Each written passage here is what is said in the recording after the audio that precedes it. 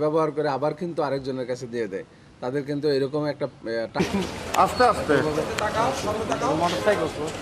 মাথা উঁচু করো। আসেন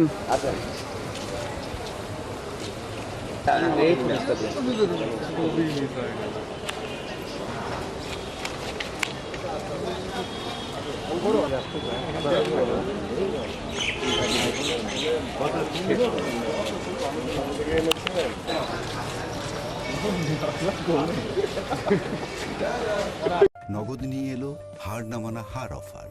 সর্বনিম্ন 10,000 টাকা রেমিটেন্স নগদে পাঠালে থাকছে স্বর্ণের হার জেতার সুযোগ।